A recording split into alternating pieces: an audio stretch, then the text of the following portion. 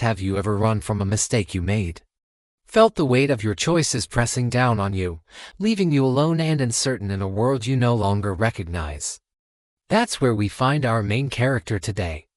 Having deceived his father and betrayed his brother, Jacob is on the run. But in this moment of isolation, he is about to have a dream that will change his life forever. Welcome to Gospel Glimpse, where we continue our epic journey through the Bible. Today, we're with Jacob on the road less traveled. This is a story of divine intervention, a surprising promise, a hilarious turn of events, and the beginning of a family that will become a nation. Get ready for a tale filled with love, trickery, and a whole lot of goats. After fleeing from his enraged brother Esau, Jacob was a long way from home. He was a smooth-skinned indoor boy suddenly thrust into the harsh, open world. As the sun set, he found a lonely place to rest for the night. He took a stone for a pillow and laid down to sleep. And that night, he had the most incredible dream.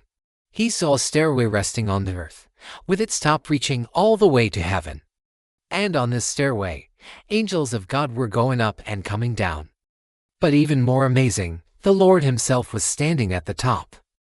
And the Lord spoke to him, repeating the promises he had made to his grandfather Abraham and his father Isaac. I am the Lord, the God of your father Abraham, and the God of Isaac. I will give you and your descendants the land on which you are lying. Your descendants will be like the dust of the earth, and you will spread out to the west and to the east, to the north and to the south. All peoples on earth will be blessed through you and your offspring. I am with you and will watch over you wherever you go, and I will bring you back to this land. I will not leave you until I have done what I have promised you. When Jacob awoke, he was filled with a sense of awe. Surely the Lord is in this place, and I was not aware of it, he said.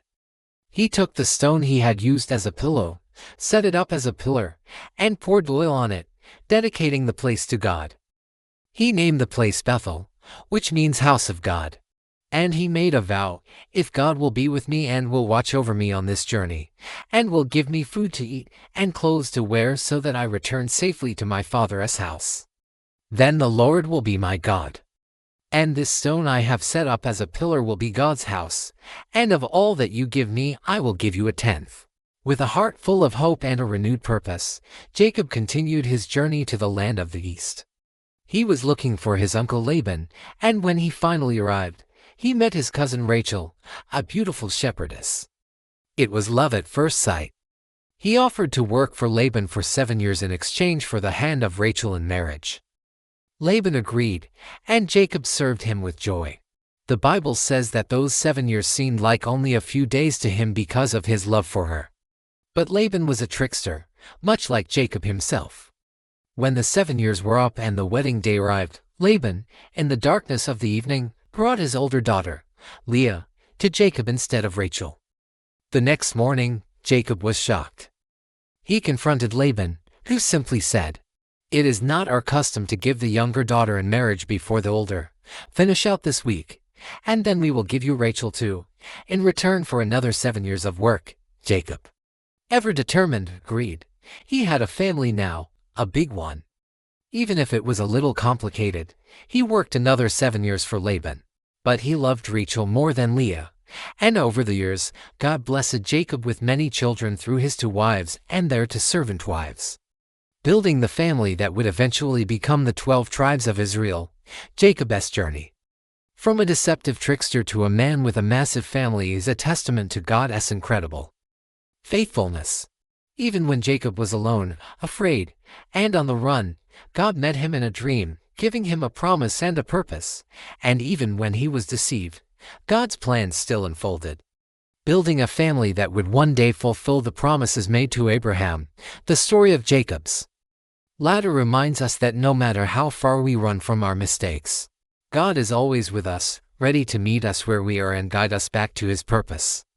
What do you think was the most valuable lesson Jacob learned on this journey?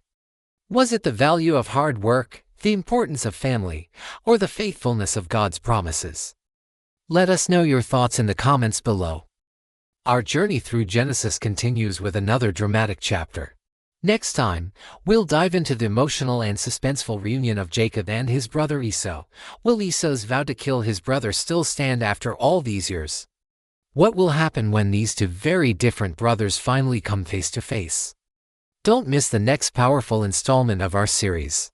Make sure to like this video if you found it engaging, share it with anyone who might find it insightful, and subscribe to Gospel Glimpse for more captivating Bible stories brought to life. Hit the notification bell so you don't miss our next installment.